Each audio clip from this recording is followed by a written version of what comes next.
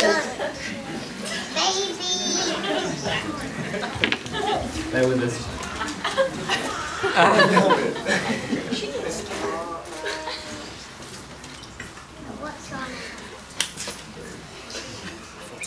Let's start.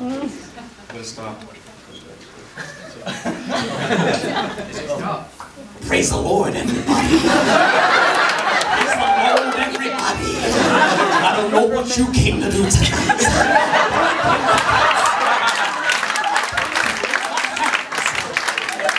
I came to tell a speech.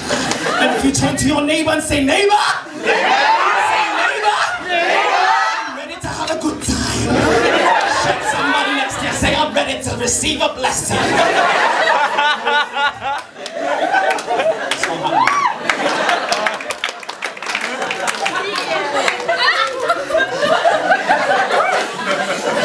That's the most entertaining it's going to get. But ladies and gentlemen, thank you for your attention. Before we commence, we just have a few kind of legalities to run you through. We've been advised by our solicitors that we need to do this. So if you just take a moment to read the disclaimer on the screen. For those of you with impaired vision, Chris is just going to read it out for you really quick. The story, all names, characters and incidents portrayed in this production are fictitious. No identification with actual persons, places, buildings or products intended or should be inferred. Any resemblances to real persons living or dead is purely coincidental. No animals, children or relatives were harmed during the writing and rehearsal and delivery of this speech. So anyway, ladies and gentlemen, I am Matthew James Barrington Miller. And I am Christopher Longbottom. And we, together, we are Luke's best men.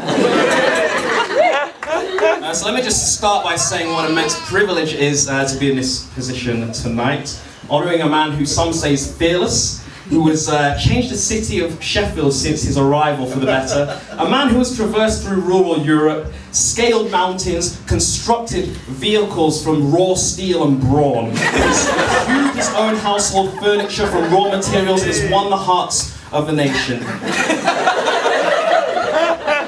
But enough about Chris.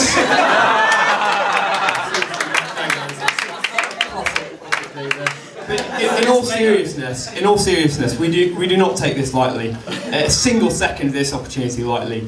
And so what really can be said about a man who is more man than most, who came from humble beginnings and is now quickly climbing to the top of his profession, a man with the power to the willpower to push on where others might fail, a man who has not had a bad word spoken about him, a man of integrity, who is highly regarded amongst his peers and is a leader by some. Well, that's enough about Matt. About Luke.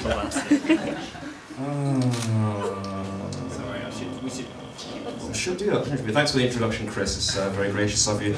But if we could all just take a moment, I want you to take a stroll with us through Luke's life. If we can, let's just all pause for a moment. Prepare yourselves. Okay. So me and Luke, we met first at a very young age.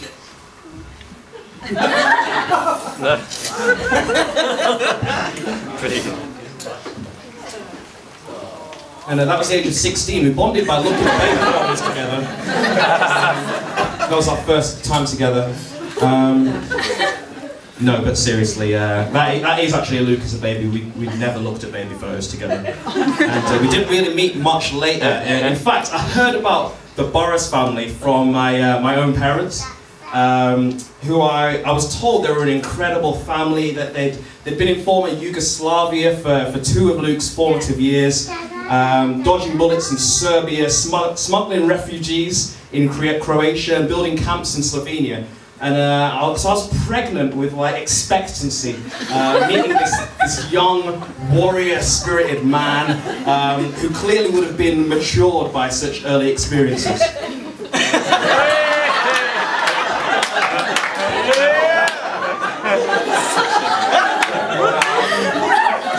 Take it in, guys, take it in. My story is really quite different from Matt's.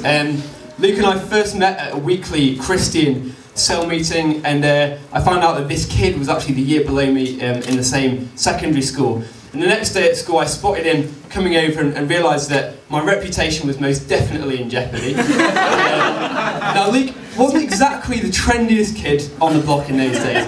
He was known primarily at school as Boris or the Nature Boy. May know him. And with good reason too, for while most kids were showing off with mobile phones and iPods, Luke was really talking about ice axes and crampons. And while most idolised icons like David Beckham, Luke was more besotted with Mr. Rhodes, who was his geography teacher. He was a cool guy, but you see, it wasn't all bad though, because while Matt was safe indoors, playing computer games and eating fried chicken, Luke and I were outdoors having fun. Let me give you an example. For Luke's 16th birthday, he dragged a friend and I up Simon's Seat in the Yorkshire Dales. Now, ladies and gentlemen, I'd like you to picture this. You're 16, it's the 3rd of January, it's deep winter, it's snowing and it's dark. You set off up a mountain with 2 naive friends in tow. That night we slept under a rock in plastic bags. The effect was that we ended up literally frozen in our own sweat. I remember blowing my boots out the next day, first and last time, hopefully, in my life. And so just to recap there, Luke's idea of having fun is being frozen in your own sweat on the top of a mountain, deep in snow, on your birthday. Happy honeymoon.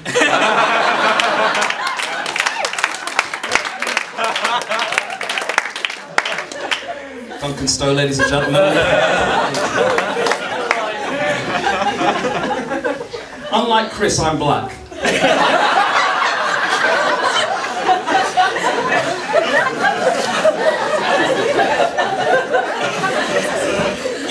I don't really come alive in adverse weather conditions. So Luke kind of looked at me with his engineering mind, and he saw me as having this issue that needed fixing. And Luke pretty much came out of the womb as an engineer.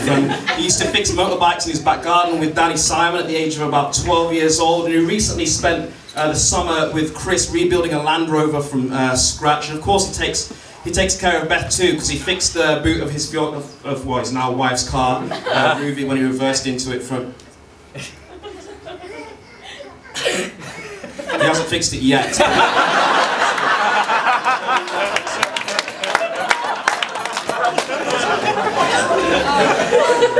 Well, anyway, Luke likes to fix problems. In fact, there's another story. We've been hanging out with the Burrases recently. Me and Chris. It's been amazing. They're an amazing family, and they told us a little story about how Luke just always wanted to fix and solve other people's problems. So there was a family that they were talking back in the day, and Luke was listening in, and the wife was saying, "Oh, if I can get this story right." The wife was talking about how she's just become pregnant, and then the husband goes, "Oh, I don't really know how that happened," and Luke goes, "Oh, I studied that this week. I can tell you if you like." We learn about it at school, and I think sometimes women, they don't really realise that's how us guys work. We when there's a problem, we find a solution and we like to fix it straight away. It's pretty true, isn't it? Would you not say? It's certainly true. I'll give you an example. There was this one time where Luke forgot that he was meant to be spending a lovely evening Naughty. with his lady friend here, and instead ended up in a late night session watching his favourite TV series, Band of Brothers, with the guys and a few beers. Beth, as you can imagine, was less than impressed, to put it nicely, and Luke soon realised his mistake, and being the man that he is, decided that he needed to fix it, and fast. Flowers was his first thought. However, on a Saturday night, many of you will know that 24-hour, I didn't expect it, 24-hour shop shut at midnight on a Saturday night, so he's really stuck. And then he had a stroke of genius. What if he could employ the rest of his housemates in a plot to pillage the local residents' flowers to make his own bouquet? So we, housemates, duly dressed up in inconspicuous camouflage, jumped in the Land Rover and set off under the cover of darkness to steal flowers. Now we've got a few photos here to demonstrate. Dressed in a crazy hat with a flower and an orange chin. A couple more. Yeah, there we go, there's the scissors. Yeah, one more. Yeah, that's the final one of that section. We had a dog as well. So, you know, we thought it was all solved really, but maybe not. And you see, all of us gents in here are thinking, Luke, you did a cracking job there, you pulled it out of the bag. What an effort, problem solved. However, every single woman in here is thinking, what a stupid, irresponsible, illegal thing to do. The beautiful thing about this story is it definitely shows how different Luke and Beth are and their approach to solving problems, but it also shows how amazing they work together. And Luke himself has said that the main thing that obviously holds them together is their relationship with God at the centre. And so they, because of that, I think that's why they have such a great relationship. But, however, it would be foolish to ignore someone else who has played a fundamental role in making this relationship work. And that person's name is none other than Duncan Stone. Hey. Duncan, if you'd like to stand up. Stand up, please, don't be modest now.